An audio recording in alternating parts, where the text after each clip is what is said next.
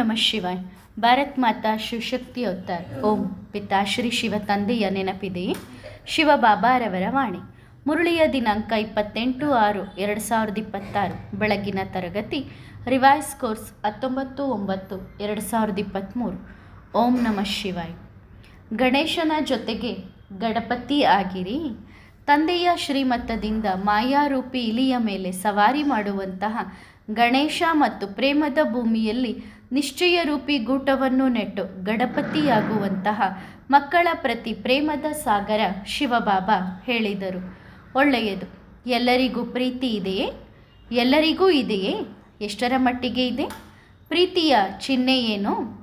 ತಂದೆಗೆ ಸಮಾನರಾಗುವುದು. ಆಗುತ್ತೀರಾ?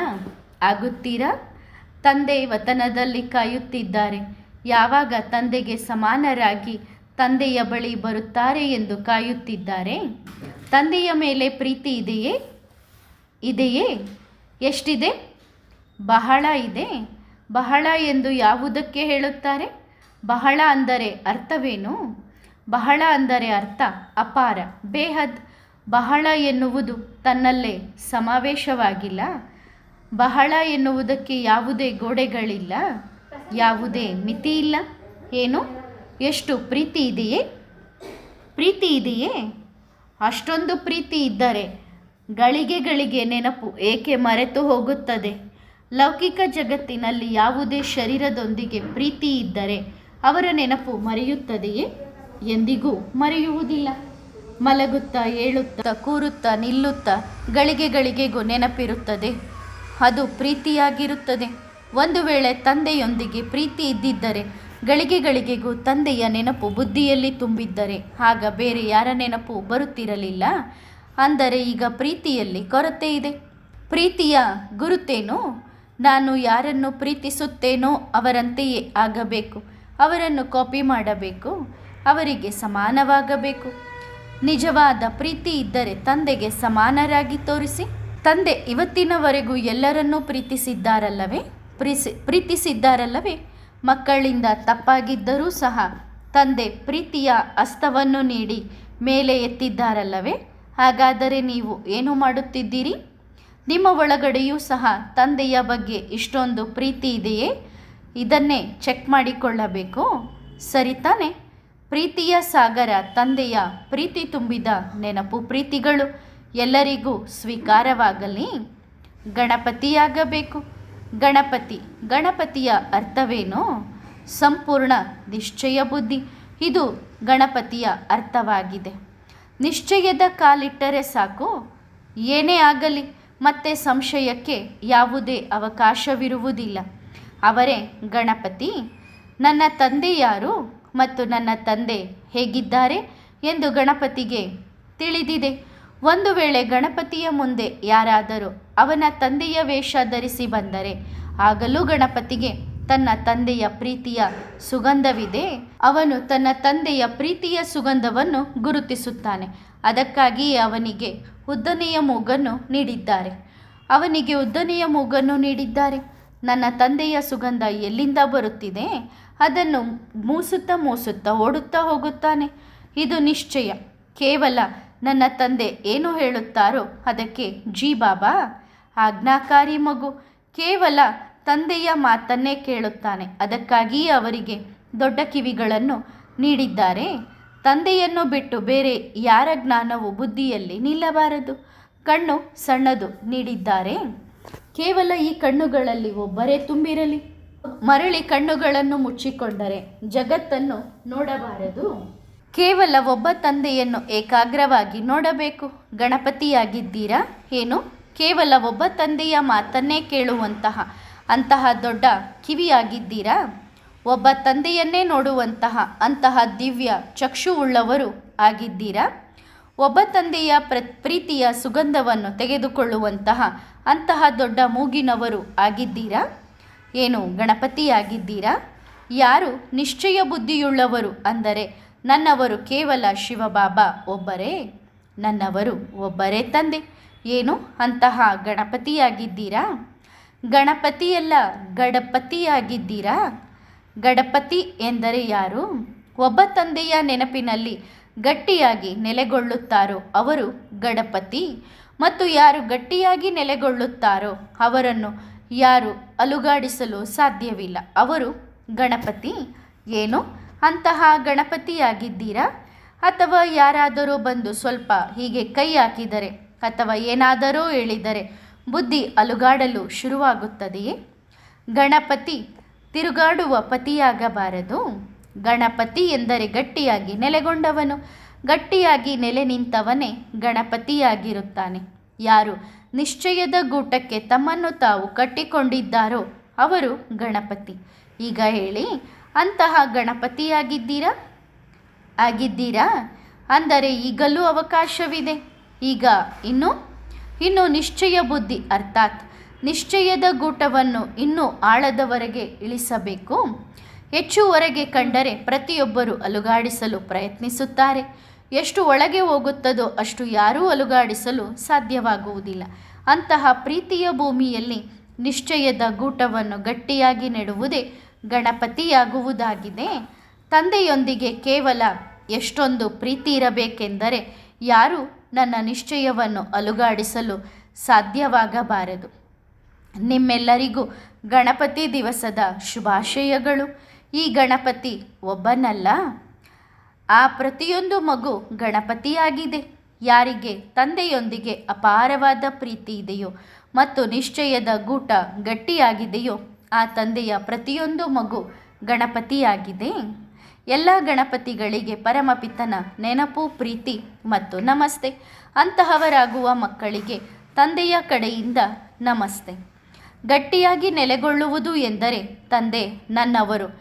ಗಟ್ಟಿಯಾಗಿ ನೆಲೆಗೊಳ್ಳುವುದು ಎಂದರೆ ಯಾವ ಕಾರ್ಯವನ್ನು ತಂದೆ ನನಗೆ ಒಪ್ಪಿಸಿದ್ದಾರೋ ಅದರಲ್ಲಿ ಸಂಶಯಕ್ಕೆ ಅವಕಾಶವಿರಬಾರದು. ಗಟ್ಟಿಯಾಗಿ ನೆಲೆಗೊಳ್ಳುವುದು ಎಂದರೆ ತಂದೆಯ ಶಬ್ದದ ಮೇಲೆ ಲಕ್ಷ್ಮಣ ರೇಖೆಯನ್ನು ಎಳೆಯುವುದು ಮತ್ತು ಅದನ್ನು ಉಲ್ಲಂಘನೆ ಮಾಡದಿರುವುದು. ಗಟ್ಟಿಯಾಗಿ ನೆಲೆಗೊಳ್ಳುವುದೇ ತಂದೆಯ ಶ್ರೀಮತ ಎಂಬ ಬಳ್ಳಿಗೆ ಕಟ್ಟಿಕೊಳ್ಳುವುದೇ ಗಟ್ಟಿಯಾಗಿ ನೆಲೆಗೊಳ್ಳುವುದಾಗಿದೆ. ಮತ್ತೆ ಅದನ್ನು ಎಂದಿಗೂ ಬಿಡಬಾರದು.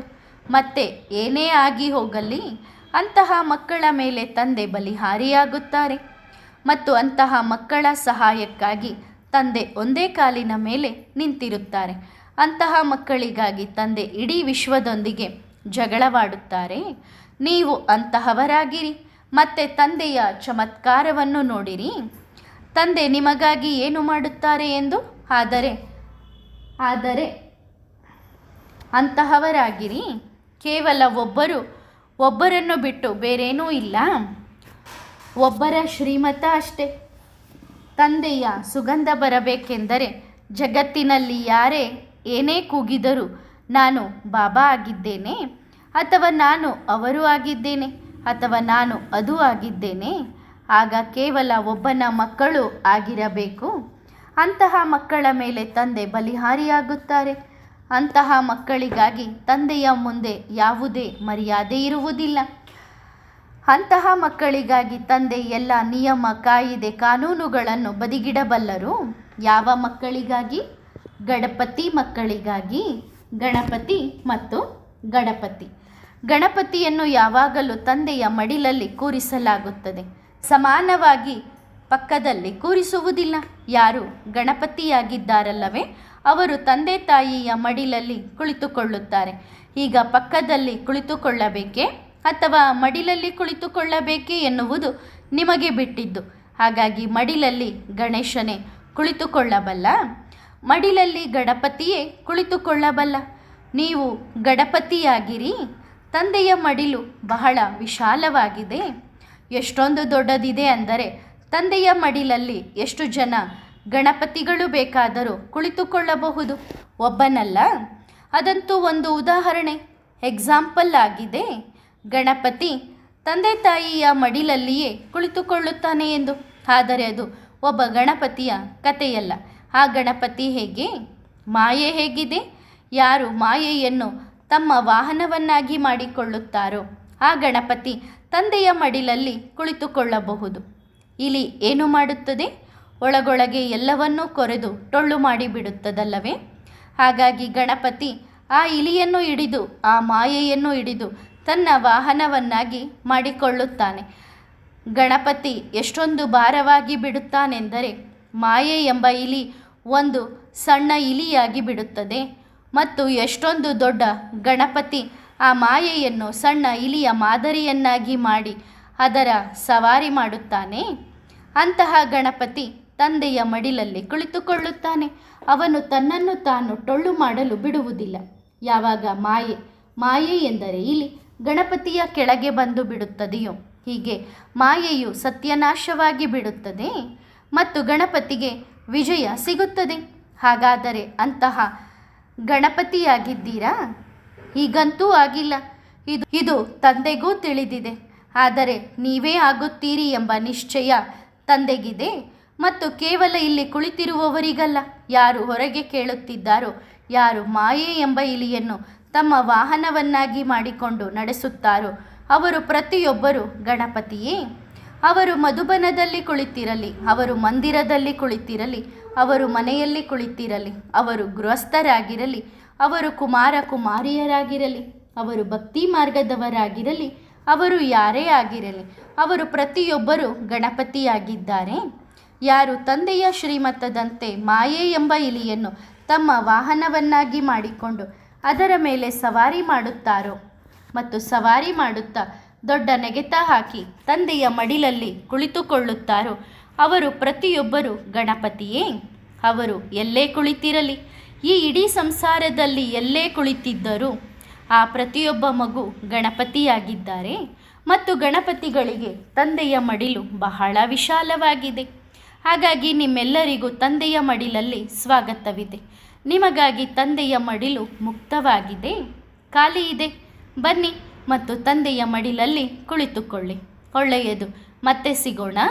ವರದಾನ: ಸರ್ವಶ್ರೇಷ್ಠ ಆತ್ಮಭವ. ಎಲ್ಲರೂ ತಮ್ಮನ್ನು ಸರ್ವಶ್ರೇಷ್ಠ ಆತ್ಮ ಎಂದು ಅನುಭವ ಮಾಡುತ್ತೀರಾ? ಎಂತಹ ಶ್ರೇಷ್ಠ ಆತ್ಮಗಳಾಗಿದ್ದೀರಿ ಎಂದರೆ ಸ್ವಯಂ ತಂದೆಯು ಮಕ್ಕಳನ್ನು ಭೇಟಿ ಮಾಡಲು ತಮ್ಮ ವತನವನ್ನು ಬಿಟ್ಟು ಬರುತ್ತಾರೆ.